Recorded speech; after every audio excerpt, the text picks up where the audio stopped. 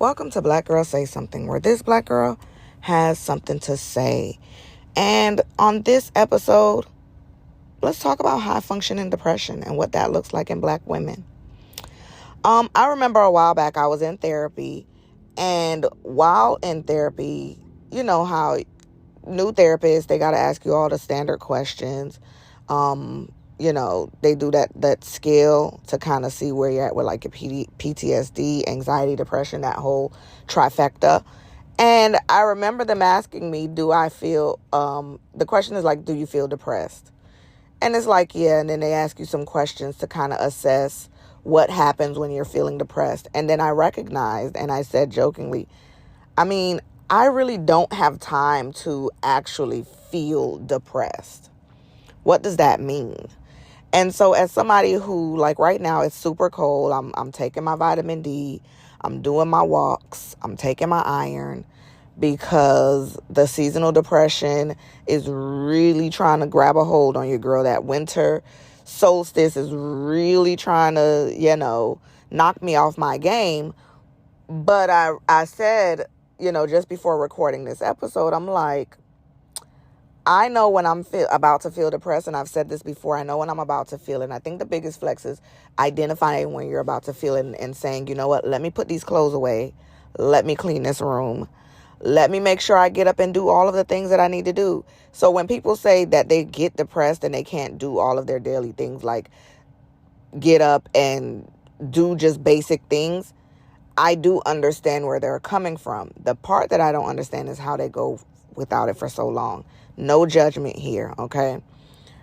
For me, when I feel, because there's like a couple of things that I like to eat when I'm feeling or about to feel depressed, like the depression is about to come over me. Before I can actually feel in my mind and my heart that I'm about to feel depressed, there is a feeling of certain things that I want to eat, certain things that I'm craving. And if I don't get those, they make me super sad. And when I get them, I'm still not satisfied. I still feel sad. So what happens is now the old me would eat the thing, feel the depression, have the day.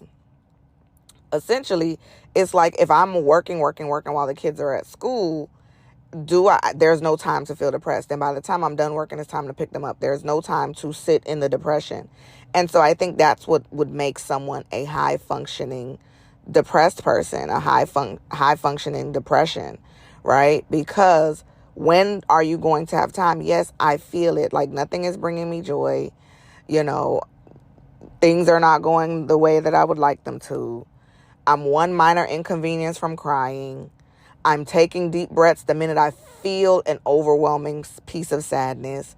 There are bouts where I'm feeling like a failure as a parent. And all I can do is take a deep breath, keep my head up, and do what I got to do. That's high functioning depression.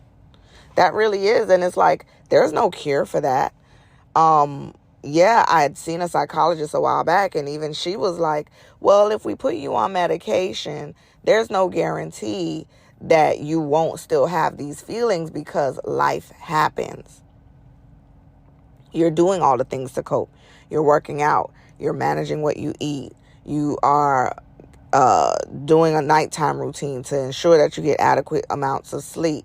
You're taking your vitamins. You're doing the supplements. I'm doing all of the things. So when you are doing all of the things and you still have these bouts of this feeling, i.e. depression, that puts you in a place where you are high functioning depression. And there's not a lot of research.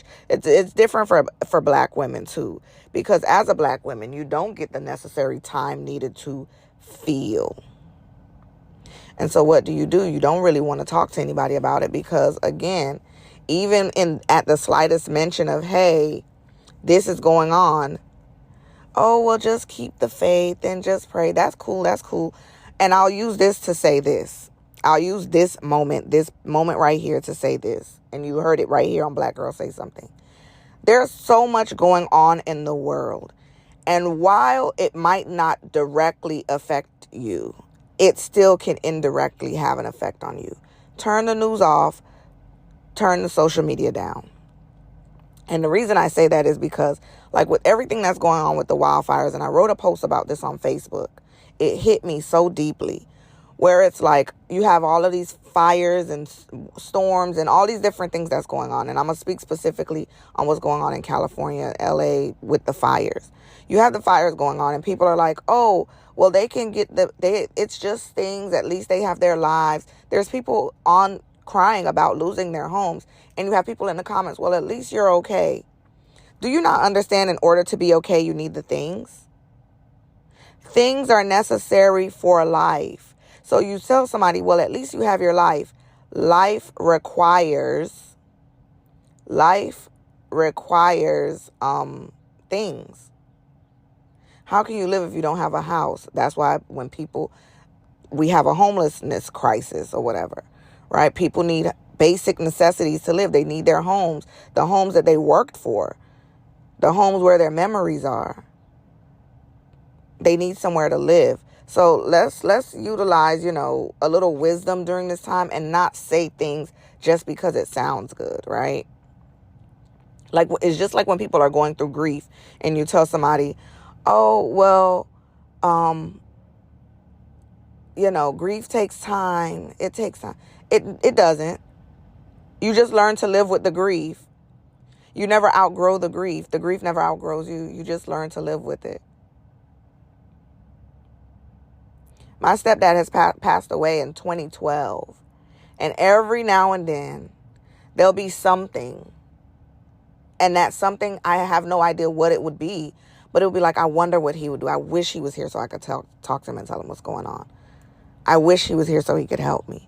Grief just happens. 2012 was a long time ago.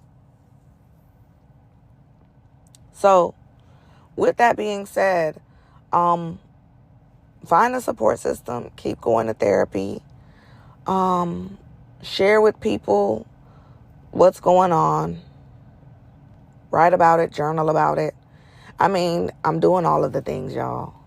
But it happens and it comes and it ebbs and it flows. And it's that time of the year.